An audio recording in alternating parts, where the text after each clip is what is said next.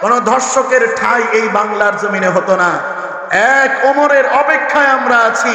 আল্লাহ তাআলা ওই ওমরের মতো একজনকে আল্লাহ তাআলা আমাদের বাংলার জমিনে পাঠিয়ে দেন, পড়ে না আমিন।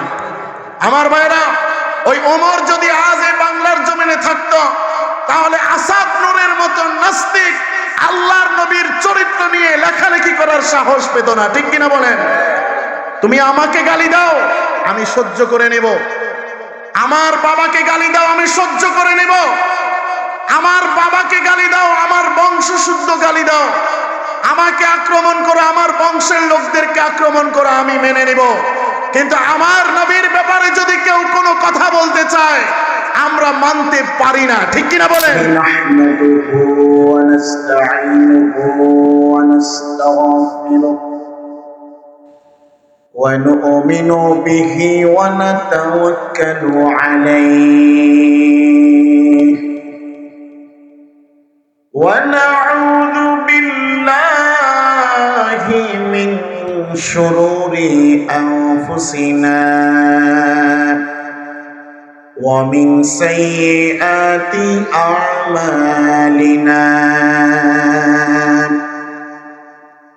من يهده الله فلا مضل له ومن يضلله فلا هادي له ونشهد أن لا إله إلا الله وحده لا شريك له ونشهد أن سيدنا وسندنا وحبيبنا ومولانا محمدا عبد الله ورسوله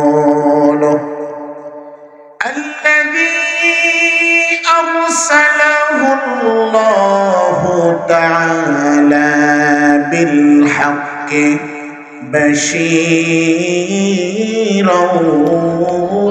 ونذيرا وداعيا إلى الله بإذنه وسراجا وقمرا منيرا وقال تعالى في كلامه المجيد وفي فرقانه الحميد জবান ছেড়ে সকলেই এক আওয়াজে পড়ুন আউযু বিল্লাহি মিনাশ শাইতানির রাজীম বিসমিল্লাহির রাহমানির রহিম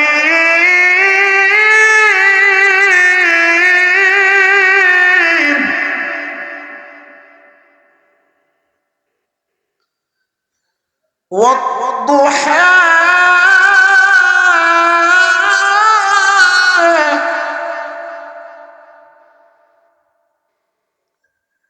والليل إذا سجى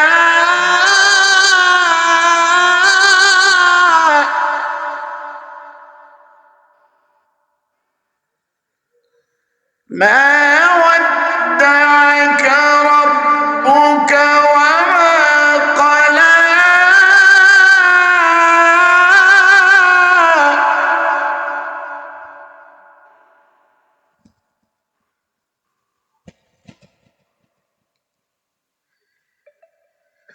والضحى والليل إذا سجى ما ودعك ربك وما قلى وللآخرة خير لك من الأولى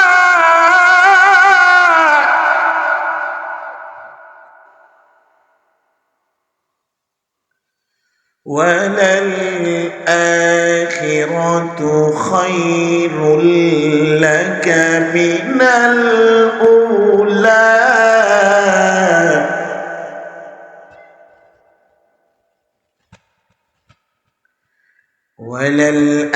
وللآخرة خير لك من الأولى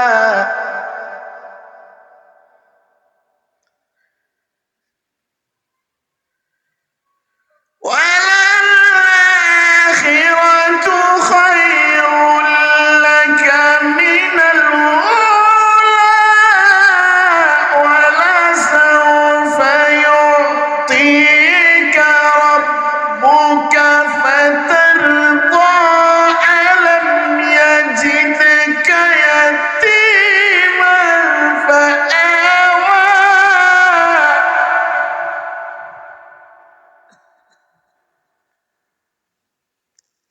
ألم يجدك يتيما فآوى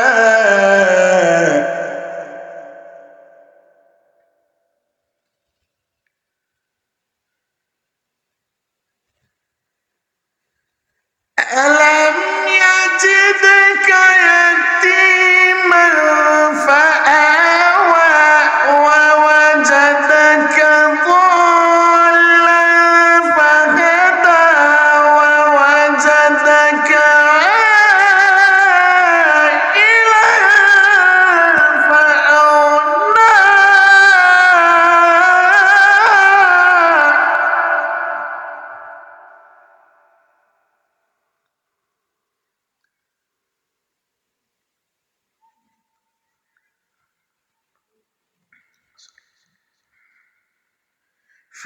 فأما اليتيم فلا تقهر وأما السائل فلا تنهر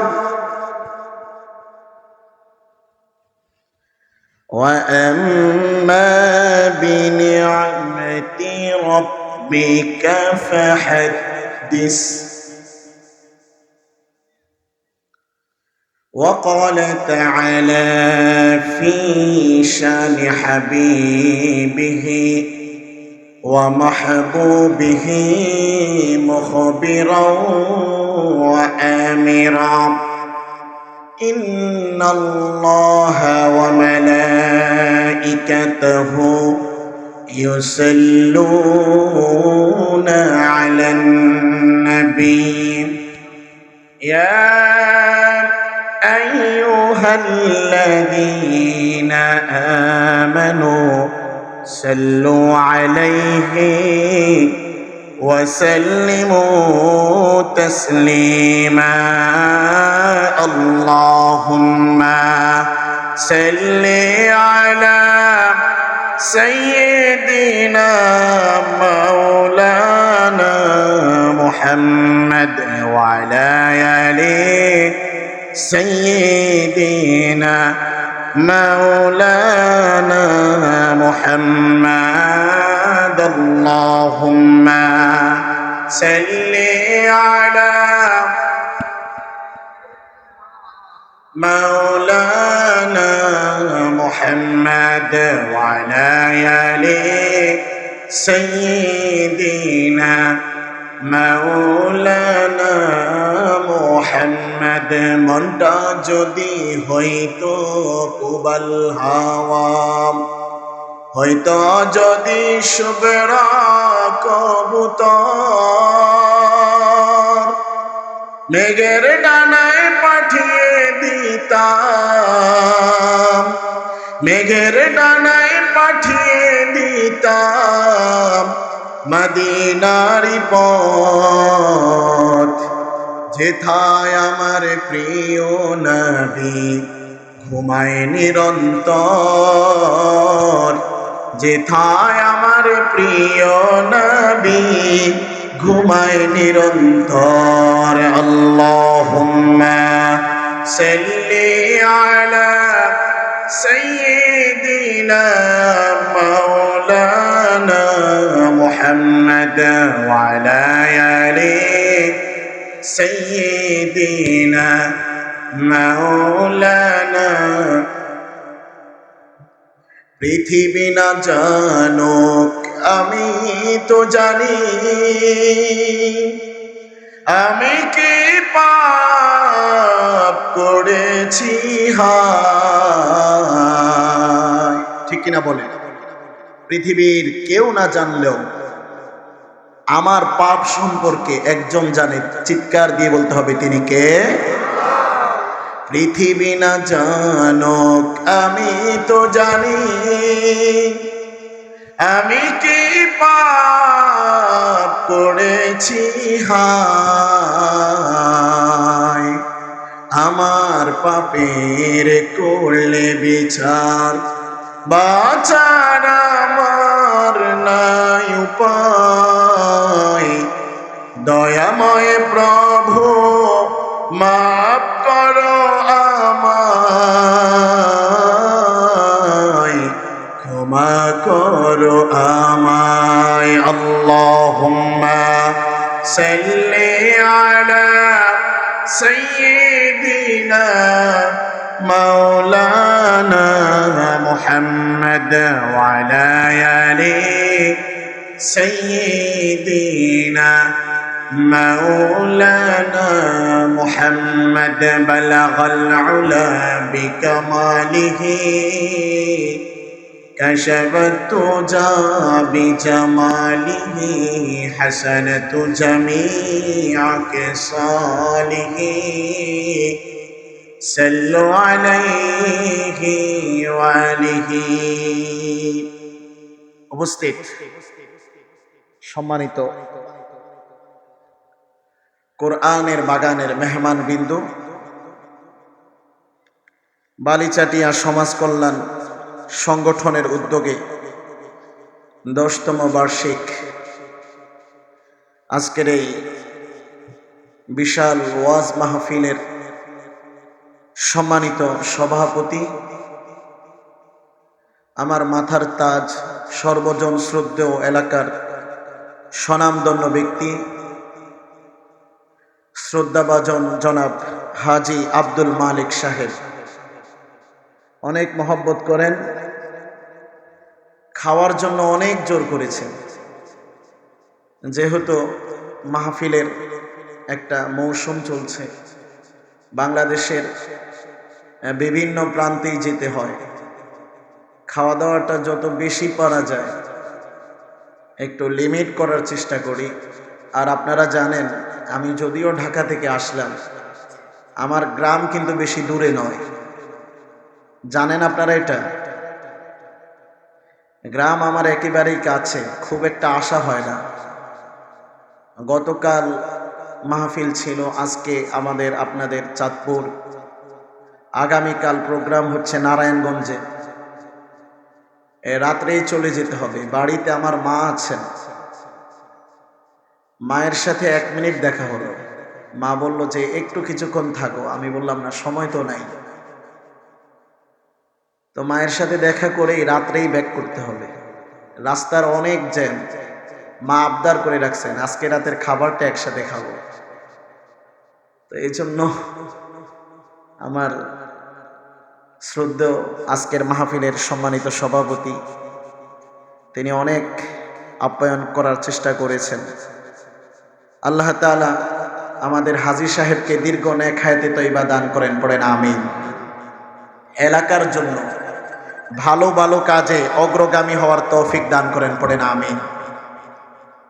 আজকের মাহফিলের প্রধান যিনি মেহমান, ডক্টর আব্দুল্লাহ নোমান সাহেব ভারত থেকে আসবেন। আলহামদুলিল্লাহ, ভারতীয়দের জন্য আমাদের বাংলাদেশের দরজা খোলা, কিন্তু আমারও কয়েকটা প্রোগ্রাম ভারতে নেওয়া আছে। 2টা প্রোগ্রাম বন্ধ হয়েছে, যেতে পারি নাই। তারা আমাদের জন্য, ইসলামপন্থীদের জন্য দরজা বন্ধ রাখছে, কিন্তু এক শ্রেণীর মানুষের জন্য বিশেষ প্রটোকলের ব্যবস্থা রেখেছে, ঠিক কিনা বলেন? আমাদেরকে তারা যেতে দেয় না। ভারত আমাদের প্রতিবেশী রাষ্ট্র, প্রতিবেশী হিসেবে যতটুকু দায়িত্ব পালন করা দরকার বাংলাদেশের মানুষ ততটুকুই করবে, ঠিক কিনা? কিন্তু যদি কেউ প্রভুত্ব দেখাতে আসে বাংলার মানুষ সেটা মেনে নেবে না, ঠিক কিনা বলেন? তোমরা মুসলমানদের মসজিদ ভেঙে ফেল, 1000 বছরের পুরনো বাবরি মসজিদকে ভেঙে তোমরা মন্দির বানাতে পারো। বাংলাদেশে কোন মুসলমান কোন হিন্দুর বাড়িতে আগুন দেয় নাই, হিন্দুর মন্দিরে আগুন দেয় নাই, বরং মাদ্রাসার ছাত্ররা মন্দির গিয়ে গিয়ে পাহারা দিয়েছে, ঠিক কিনা? তারপরও আমার দেশের বিরুদ্ধে অপপ্রচার তারা করে কিনা? বিভিন্ন চক্রান্তের সাথে তারা জড়িত, তাদেরকে আমরা সাবধান করে দিয়েছি। আমরা কিন্তু অস্ত্র জমা দিয়েছি, ট্রেনিং জমা দেই নাই, ঠিক কিনা বলেন? অস্ত্রটা রাখা আছে, যখন আমরা আবার হাতে নিব, ইসলামপন্থীদের সাথে অতীতেও কেউ পারে নাই, ভবিষ্যতেও পারবে না, ঠিক কিনা বলেন? আল্লাহ তাদেরকে বুঝ দান করেন, পড়েন আমিন। তো হুজুর ভারত থেকে আমাদের বাংলাদেশের সফরে আসলেন। এরপরে আছেন হযরত মাওলানা মুফতি ফারুক আহমেদ কাসেমি, সিনিয়র মুহাদ্দিস, জামিয়া রহমানিয়া মাদ্রাসা থেকে হুজুর আসবেন। আমার আগে যিনি বয়ান করেছেন হযরত মাওলানা মোহাম্মদ বদরুদ্দোজা খতিব আপনাদের এই মসজিদের, এছাড়াও যারাই কথা বলেছেন মনির হুসাইন আমিনী, মাওলানা কাউসার হুসাইন, হযরত হাফেজ মোহাম্মদ ইয়াসিন সাহেব সহ যারা কথা বলেছেন আজকের এই মাহফিলে, প্রত্যেকের কথাগুলো বাস্তব জীবনে আমল করার তৌফিক দান করেন, পড়েন আমিন। আমরা আজকের এই তাফসীর মাহফিলের শুরুতেই সেই মহান রবের দরবারে শুকরিয়া জানাই যে মহান আল্লাহ তাআলা এই প্রচন্ড শীতের মধ্যে সুস্থতার মতো নিয়ামত দান করে, যে মহান রব্বুল আলামিন আমাদেরকে আজকের এই তাফসীর মাহফিলে কোরআনের প্যান্ডেলে আসার সুযোগ তৈরি করে দিয়েছেন, সেই মহান রব্বুল আলামিনের দরবারে শুকরিয়া জানাই, জবান ছেড়ে বলি আলহামদুলিল্লাহ। আমরা সবাই পড়ি রব্বানা লাকাল হামদ হামদান কাসীরান তাইয়িবান মুবারাকান ফীহি ইয়া রাব্বি লাকাল হামদু বিল ঈমান লাকাল হামদু বিল ইসলাম লাকাল হামদু বিল কুরআন। আমরা প্রশংসা করলাম কার? সব সময় প্রশংসা করব একজনের, তিনি কে? সাথে সাথে আজকে যারা আয়োজন করলেন এই বিশাল ওয়াজ মাহফিলের, তাদের শুকরিয়া জানাই। আমার সাথে আমার ভাই মোহাম্মদ আলমগীর সাহেব, তিনি অনেক যোগাযোগ রেখেছেন। আমাদের জালাল ভাই অনেক আন্তরিক মানুষ, তিনিও যোগাযোগ করেছেন, যোগাযোগ রেখেছেন। কতটুকু আছি, কিভাবে আছি, কতটুকু কতক্ষণ লাগবে, সার্বক্ষণিক ওনাদের সাথে যোগাযোগ ছিল। আল্লাহ তাআলা ভাইদের হায়াতে বারাকা দান করেন, পড়েন আমিন। আমার ভাইরা, আজকে আমি আপনাদের সামনে কোরআন আল কারীমের 93 নম্বর সূরা সূরাতুদ দুহা তেলাওয়াত করেছি। অনেকের পরিচিত একটা সূরা, ঠিক কিনা? তেলাওয়াত করার সময় আমি দেখেছি অনেকেই মুখে মুখে আমার সাথে বলেছিল এই সূরাটা আমরা শুনছি না, আজকে এই সূরার তাফসীর শুনবো। রাজি আছেন তো ইনশাআল্লাহ? আমার ভাইরা, এই সূরার কেন্দ্রীয় আলোচ্য বিষয় হলো আল্লাহ তাআলা এই সূরাতে হতাশাগ্রস্ত ব্যক্তিদের জন্য আল্লাহ তাআলা কিছু মেডিসিন দিয়েছেন। মানুষ হতাশ হয় না, নিরাশ হয়। ব্যবসায় একবার লস খেলে হতাশ হয়ে যায়, আহারে আমার দিয়ে মনে হয় ব্যবসা হবে না। চাকরিতে একটু সমস্যা হলে হতাশ হয়ে যায়, আমার দিয়ে চাকরি হবে না। এইভাবে করে মানুষ হতাশ হয়ে যায়। হতাশাগ্রস্ত ব্যক্তিদের জন্য আল্লাহ তাআলা কোরআনের এই 93 নম্বর সূরা দোহাতে আল্লাহ তাআলা কিছু মেডিসিন দিয়েছেন। বলেন সুবহানাল্লাহ। মুমিন কখনো হতাশ হয় না, মুমিন কখনো নিরাশ হয় না। মুমিন ভরসা করে একজনের উপরে, তিনি কে? ইন্নাহু লা ইয়াইআসু মিন রাউহিল্লাহ। মুমিন হতাশ হবে কেন? মুমিনের সঙ্গে আছেন একজন, তিনি কে? এজন্য আল্লাহর রহমত থেকে, আল্লাহর দয়া থেকে নিরাশ হওয়া যাবে না। আল্লাহ ডাক দিয়ে বলছেন, লা তাকনাতু মির রাহমাতিল্লাহ। ও বান্দা, আমার রহমত, আমার ক্ষমা, আমার দয়া থেকে নিরাশ হয়ে যায় না। আমরা কি নিরাশ হব ভাই? হতাশ হওয়া যাবে না। বিপদ আসবে, মুসিবত আসবে, পেরেশানি আসবে, কিন্তু ভেঙে পড়া যাবে না। মানুষের জীবনে মুসিবত থাকবে। এমন কেউ কি আছেন যে হুজুর আমার জীবনে কোনো বিপদ নাই, আমার জীবনে কোনো মুসিবত নাই, আমার জীবনে কোনো পেরেশানি নাই, এরকম একজন আছেন এখানে? প্রত্যেকের জীবনে বিপদ থাকবে, মুসিবত থাকবে, পেরেশানি থাকবে, কিন্তু ভেঙে পড়া যাবে না। ঠিক কিনা বলেন? তাহলে আজকের এই সূরা দোহা, এই সূরা দোহার কেন্দ্রীয় আলোচ্য বিষয় হলো মুমিনের উপরে বিপদ, মুসিবত, পেরেশানি আসবে, কিন্তু মুমিন ভেঙে পড়ে না। মুমিন ভরসা করে একজনের উপরে, তিনি কে? আমরা এই সূরা নাজিল হওয়ার, কি কারণে নাজিল হলো, নাজিল হওয়ার একটা প্রেক্ষাপট আছে, একটা ব্যাকগ্রাউন্ড আছে। কি কারণে আল্লাহ তাআলা এই সূরাটি নাজিল করেছেন? আল্লাহ তাআলা রাসূল করিম সাল্লাল্লাহু আলাইহি ওয়াসাল্লামের উপরে মহাবিশ্বের মহাবিশ্বয় মহাগ্রন্থ কোরআন আল কারীম নাজিল করলেন। কোরআনের কোন একটা সূরা, কোন একটা আয়াত, কোন একটা হরফ, কোন একটা নুকতা এমনি এমনি নাজিল করেন নাই। ঠিক কিনা বলেন? বিশেষ বিশেষ কারণে আল্লাহ তাআলা কোরআনের সূরাগুলো নাজিল করেছেন। বলেন সুবহানাল্লাহ। আমার ভাইরা, সূরা দোহা আল্লাহ তাআলা কেন নাজিল করলেন?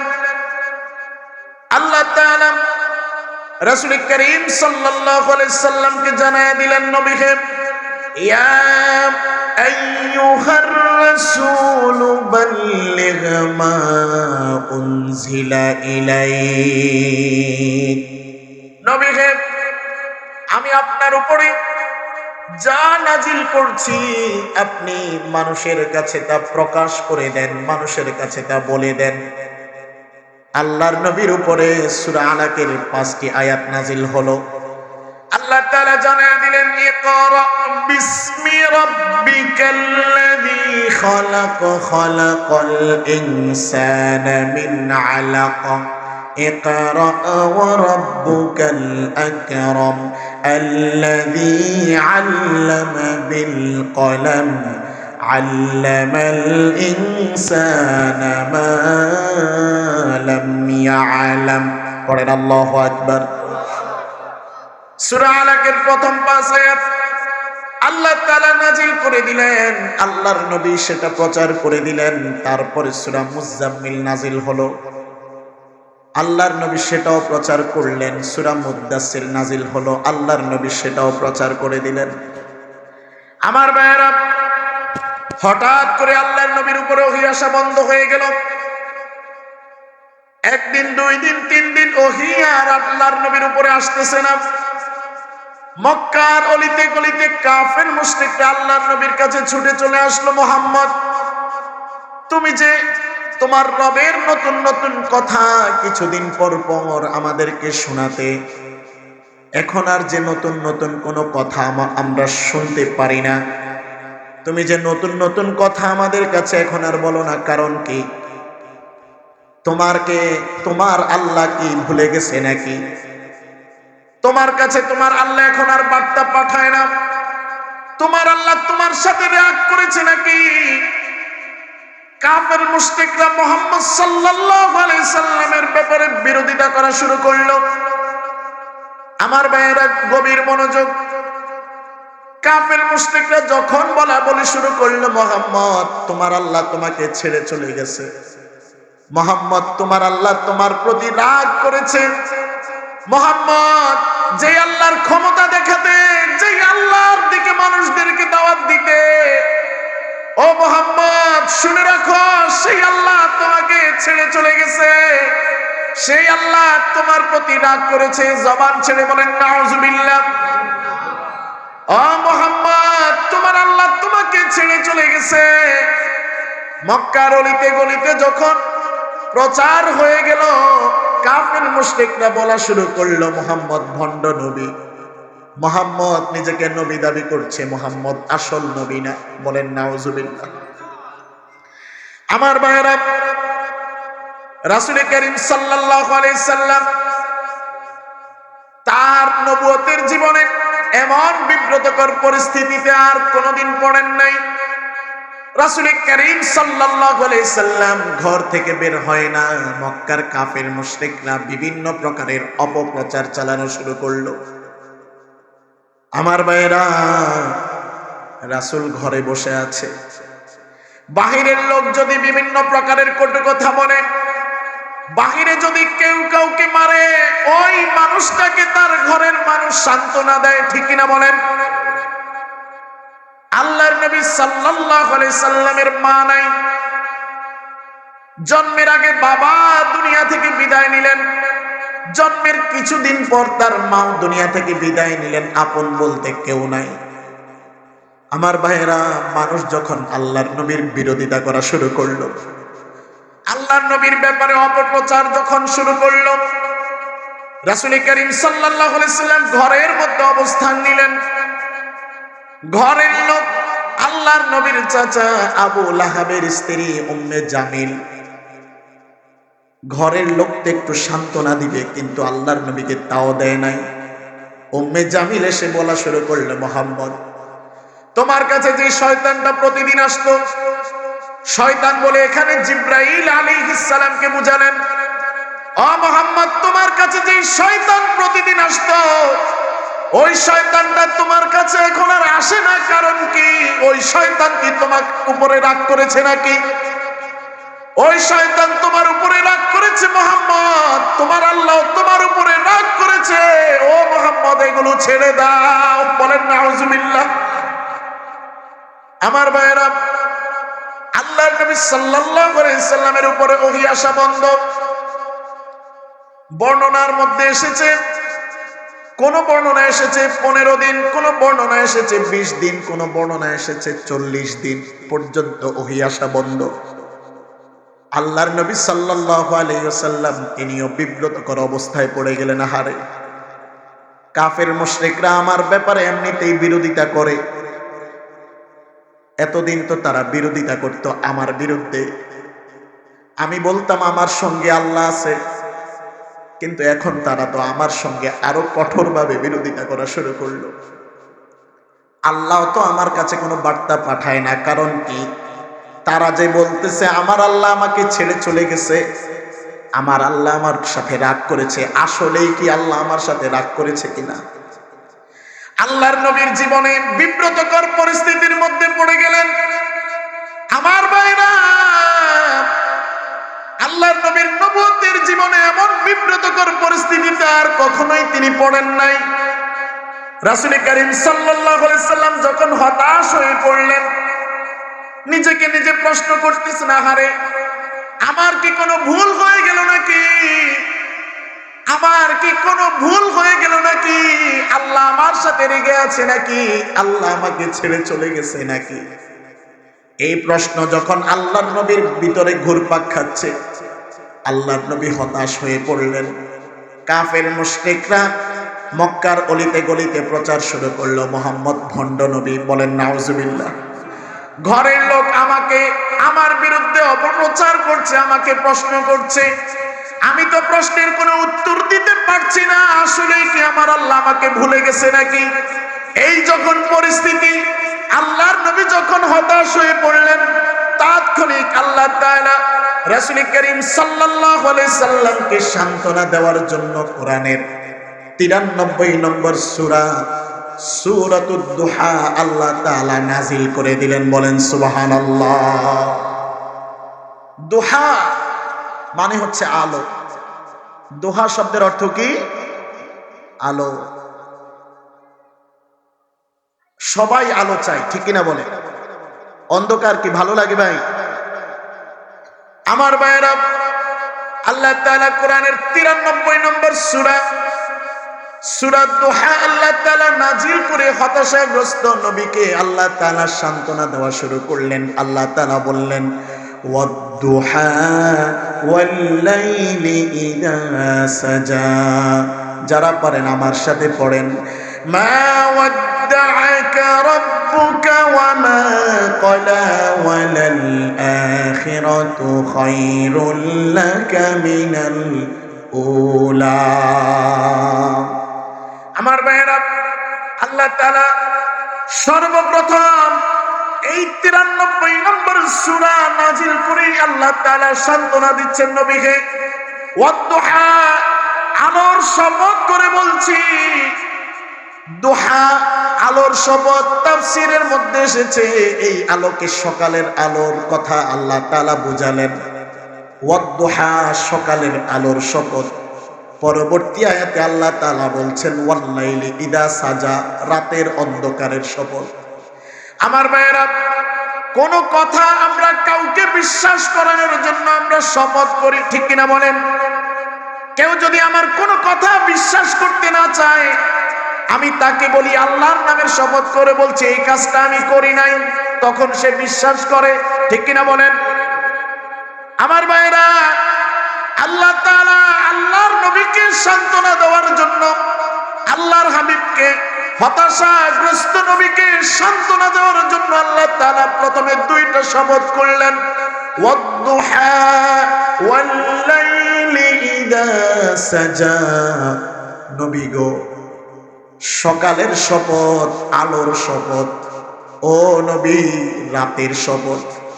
বর্ণনা এসেছে, দিন দিয়ে বুঝিয়েছেন ওহী আসা, রাত দিয়ে বুঝিয়েছেন ওহী না আসা।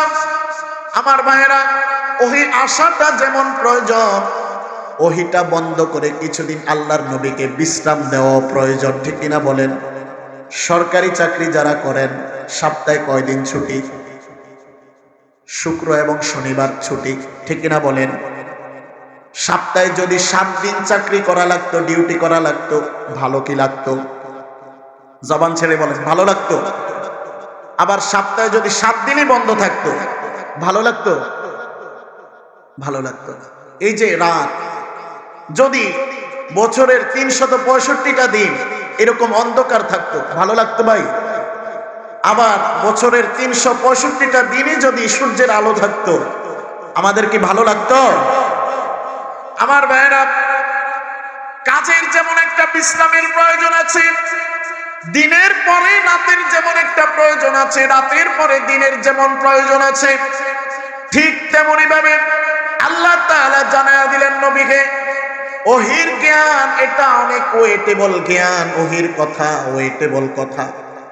হাদিস শরীফের মধ্যে এসেছে, আয়েশা সিদ্দিকা রাদিয়াল্লাহু তাআলা আনহা তিনি বর্ণনা করেন, প্রচন্ড শীতের রাতে আমরা যখন শীতের প্রকোপে কাঁপতেছি, আল্লাহর নবীর উপরে যখন ওহীর জ্ঞান কোরআন নাজিল হতো, বিশ্বনবী ঘামতে থাকতেন। আল্লাহু আকবার। আমার ভাইরা, হযরত যায়েদ রাদিয়াল্লাহু তাআলা আনহু তিনি বলেন, একদিন আল্লাহর নবী আমার রানের উপরে মাথা রেখে ঘুমিয়ে গেলেন।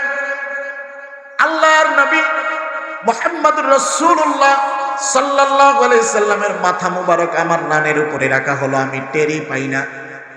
হঠাৎ করে আল্লাহর নবী ঘুম থেকে জেগে উঠলেন, আর আল্লাহর নবীর উপরে কোরআন নাজিল হওয়া শুরু হলো। আমার মন হলো যে আমার রানের হাড্ডি ভেঙে আমি জমিনের ভিতরে ঢুকে যাচ্ছি। আল্লাহু আকবার। ওহীর জ্ঞান, ওহীর কথা, কোরআনের বার্তা, এটা হালকা নয়।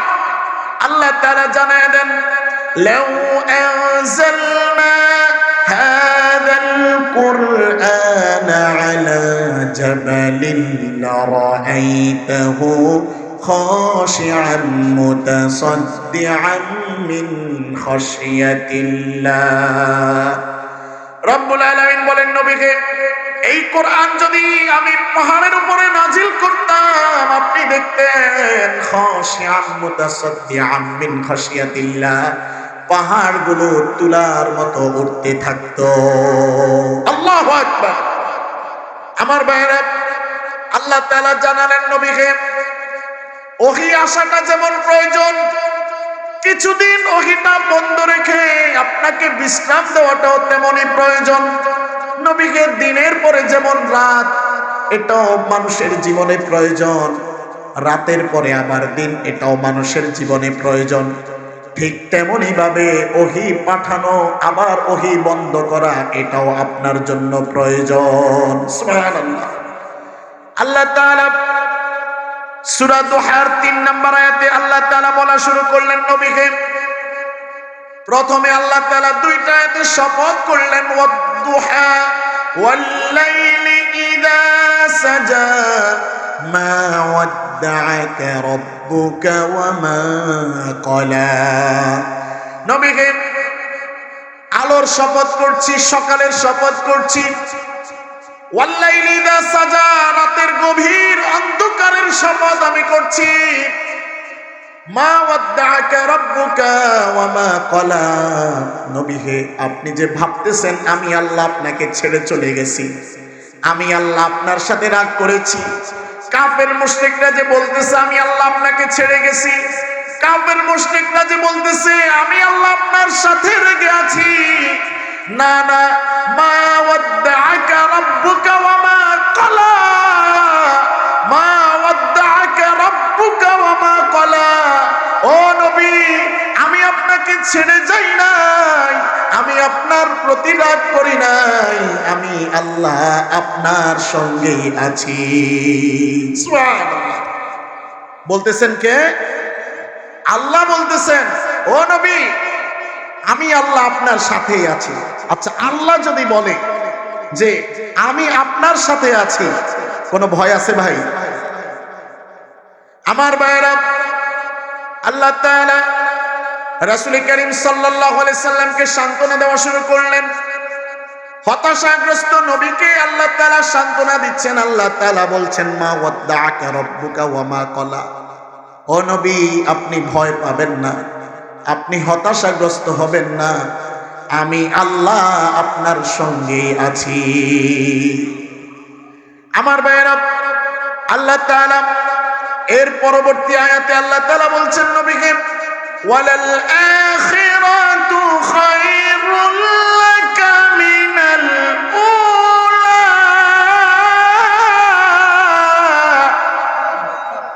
আল্লাহ তাআলা বলছেন নবীকে, এই দুনিয়ার জীবনে আপনার জন্য কিছু কষ্ট আছে, এই দুনিয়ার জীবনে কাফের মুশরিকরা আপনার উপরে আক্রমণ করবে। ও নবী, আপনি জেনে রাখেন পরকালীন জীবন এই দুনিয়ার চাইতে আপনার জন্য অনেক বেশি শ্রেষ্ঠ। সুবহানাল্লাহ। ও নবী, আপনি জেনে রাখেন এই দুনিয়ার জীবনে আপনার কষ্ট আছে, কিন্তু পরকালীন জীবনে আপনার জন্য কোনো কষ্ট নাই। পরকালীন জীবনে আপনার জন্য আছে শুধু সম্মান আর সম্মান। সুবহানাল্লাহ। আমার ভাইরা, আল্লাহ তাআলা রাসূল করিম সাল্লাল্লাহু আলাইহি সাল্লামকে সান্ত্বনা দিচ্ছেন। রাসূল যখন হতাশ, মক্কার মধ্যে কাফের মুশরিকরা যখন আল্লাহর নবীর বিরুদ্ধে অপপ্রচার করা শুরু করলো, প্রথম দুই আয়াতে দুইটা শপথ করলেন, আলোর শপথ এবং রাতের অন্ধকারের শপথ। 3 নম্বর আয়াতে আল্লাহ বললেন, মা ওয়াদ্দাআকা রাব্বুকা ওয়া মা ক্বালা। ও নবী, আমি আপনাকে ছেড়ে যাই নাই। 4 নম্বর আয়াতে আল্লাহ তাআলা জানায়া দেন, ওয়ালাল আখিরাতু খায়রুল লাকা মিনাল উলা। নবী গো, এই দুনিয়া হচ্ছে ক্ষণস্থায়ী আর আখিরাত হচ্ছে চিরস্থায়ী। এই পৃথিবীতে আপনি বেশি দিন থাকতে পারবেন না। এই পৃথিবীতে আসার সিরিয়াল আছে, যাওয়ার কোনো সিরিয়াল নাই। এই দুনিয়া হলো ক্ষণস্থায়ী দুনিয়া, কিন্তু পরকাল যে শুরু হবে আল্লাহ তাআলা জানায়া দেন, বাল তুসিরুনাল হায়াতাদ দুনিয়া ওয়াল আখিরাতু খায়রুন ওয়া আবকা। এই দুনিয়াটা হচ্ছে ক্ষণস্থায়ী আর আখিরাত মুমিনের জন্য চিরস্থায়ী। সুবহানাল্লাহ।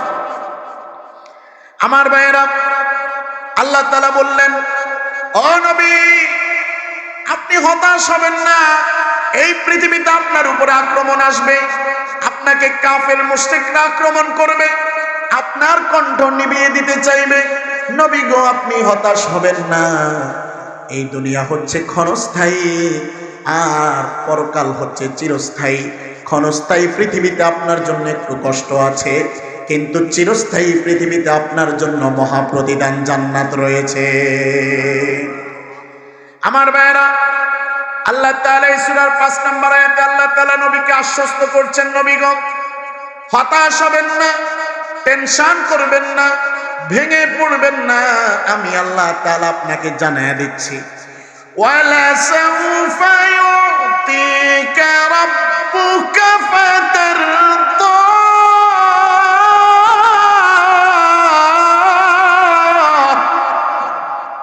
আমার ভাইয়েরা, আল্লাহ তাআলা নবীকে জানা দিতেছেন, নবী গো, অচিরে আমি আপনাকে এমন কিছু প্রতিদান দিব, এমন কিছু নেয়ামত দিব, যে নেয়ামত গুলো আপনি যখন পেয়ে যাবেন, আপনার এই মন খারাপ আর থাকবে না, আপনি নবী খুশি হয়ে যাবেন। সুবহানাল্লাহ।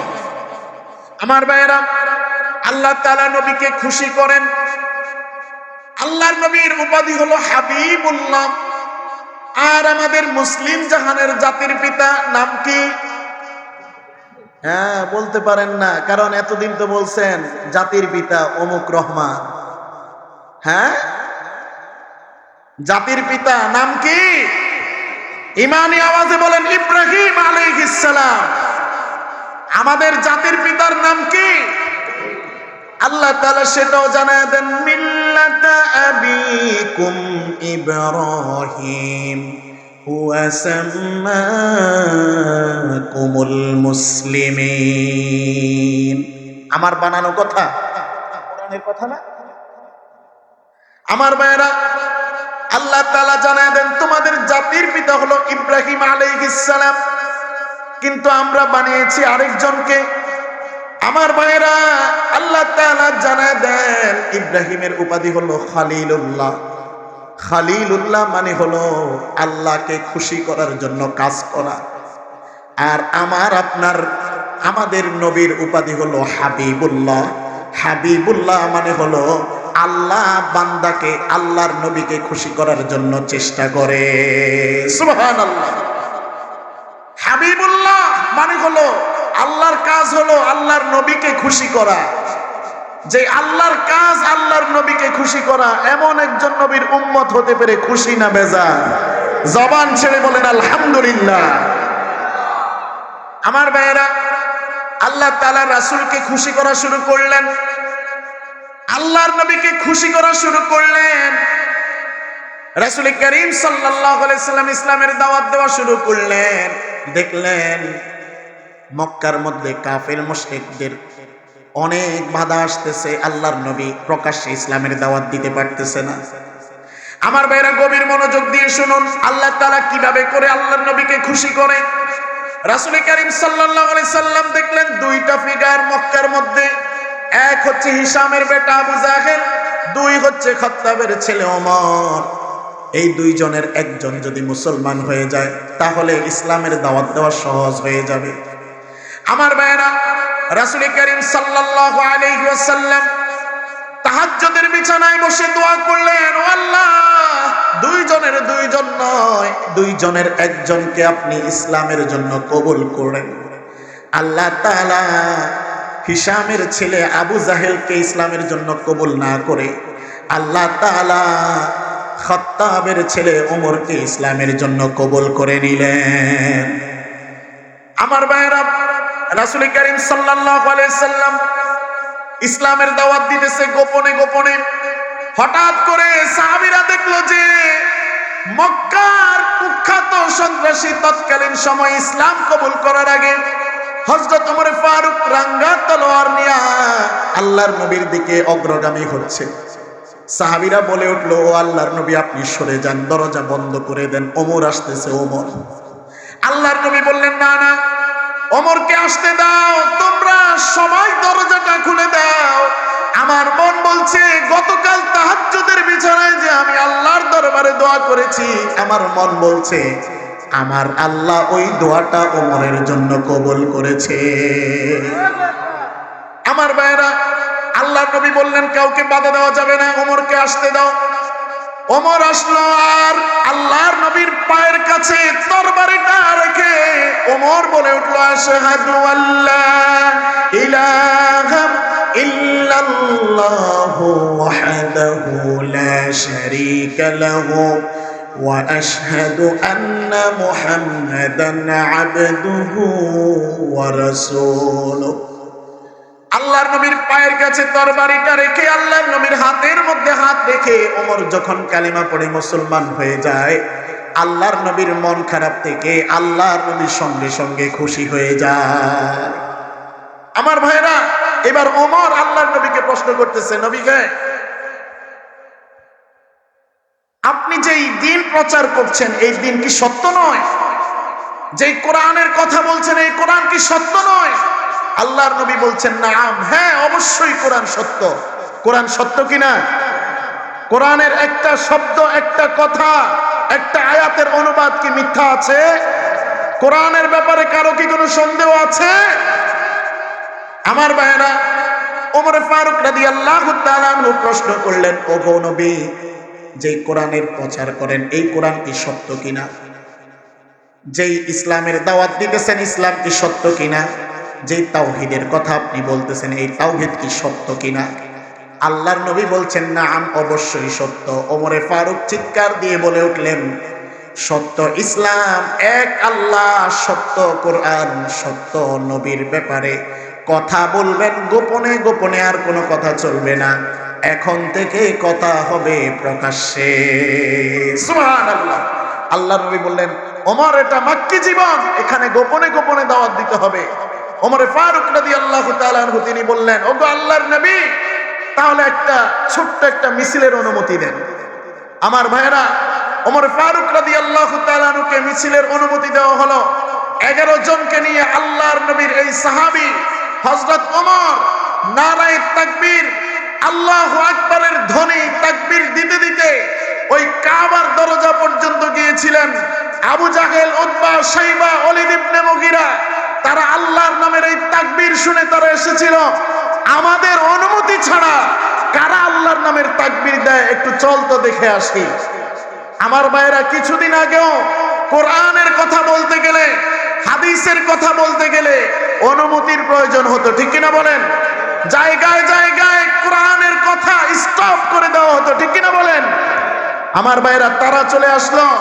তারা যখন দেখলো যে মিছিলের সামনে ওমর, আবু জাহেল যেই রাস্তায় আসছে ওই রাস্তায় দৌড়, উতবা যেই রাস্তায় আসছে ওই রাস্তায় দৌড়, শাইবা যেই রাস্তায় আসছে ওই রাস্তায় দৌড়। ওই দিন কোরআনের এই তাকবীর, কোরআনের কথা, আল্লাহর নামের এই তাকবীর স্টপ করতে পারে নাই। কিয়ামত পর্যন্ত আল্লাহর নামের এই স্লোগান থাকবে, কেউ বন্ধ করতে পারবে না, ঠিক কিনা বলেন? আমার ভাইরা, আল্লাহর নামের তাকবীরকে স্টপ করতে দিতে চাও? আল্লাহর নামের এই তাকবীরকে স্টপ করে দিতে চাও? কোরআনের কথা বন্ধ করতে চাও? আল্লাহ তাআলা বলেন, ইউরিদুনা লিতুফিউ নূর আল্লাহ। কোরআনের কথা বন্ধ করতে যাবা, এটা আরো স্ফুলিঙ্গের মতো আরো গর্জে উঠবে, ঠিক কিনা বলেন? আমার ভাইরা, ওমরে ফারুক রাদিয়াল্লাহু তাআলা ওই দিন কাবার দরজার সামনে দাঁড়িয়ে ভাষণ দিলেন, কেউ যদি তার সন্তানকে এতিম বানাতে চাও, কেউ যদি কারো স্ত্রীকে বিধবা বানাতে চাও, কেউ যদি কারো মাকে সন্তান হারা করতে চাও, পারলে আমি ওমরকে ঠেকাও। ওই দিন কেউ ওমরকে ঠেকিয়ে রাখতে পারে নাই। আজও আমরা এক ওমরের অপেক্ষায় আছি, ঠিক কিনা বলেন? এক ওমর যদি বাংলার জমিনে হতো তাহলে বাংলার জমিনে টেন্ডারবাজি থাকতো না।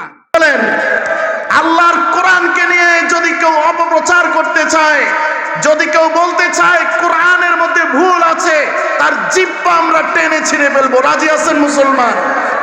আল্লাহর নবীর এই সুন্দর মহান চরিত্রের ব্যাপারে কেউ যদি কোনো অপপ্রচার চালাতে চায়, কেউ যদি আল্লাহর নবীর চেহারাকে কার্টুন বানিয়ে প্রচার করতে চায়, আল্লাহর নবীর চেহারাকে ব্যঙ্গ করতে চায়, যেই হাত দিয়ে করবে ওই হাত কি করে ভেঙে ফেলতে হয় আমাদের ইসলামপন্থীদের জানা আছে, ঠিক কিনা বলেন? আমরা কোরআনের ক্ষেত্রে এক চুল পরিমাণ ছাড় দিব না, তাওহীদের ক্ষেত্রে এক চুল পরিমাণ ছাড় দিব না, আমাদের নবীজির ব্যাপারে এক চুল পরিমাণ ছাড় আমরা কাউকে দিব না। রাজি আছেন তো ইনশাআল্লাহ? কারা কারা রাজি? দু হাত তুলে আল্লাহকে দেখান। নারায়ে তাকবীর, নারায়ে তাকবীর। আল্লাহ এই হাতগুলোকে ইসলামের জন্য কবুল করো, পড়ে না আমিন। হাদা মা ইনদি ওয়াল ইলমু ইনদাল্লাহ নাশহাদু আল্লা ইলাহা ইল্লা আনতা আস্তাগফিরুকা ওয়া আতুবু ইলাইক। উপস্থিত মুসল্লিগণ, অনেক দূর থেকে এসেছি, স্বল্প সময় আপনাদের সামনে সূরা দোহা থেকে সংক্ষিপ্ত কিছু আলোচনা করেছি। হুজুর চলে এসেছেন, সময় স্বল্পতার কারণে আপনাদের সামনে পুরো আলোচনাটা শেষ করতে পারলাম না। আবার যদি কোথাও দেখা হয় ইনশাআল্লাহ কথা হবে কোরআন থেকে, হাদিস থেকে কথা হবে। ততদিন পর্যন্ত আপনারা সবাই ভালো থাকবেন, সুস্থ থাকবেন।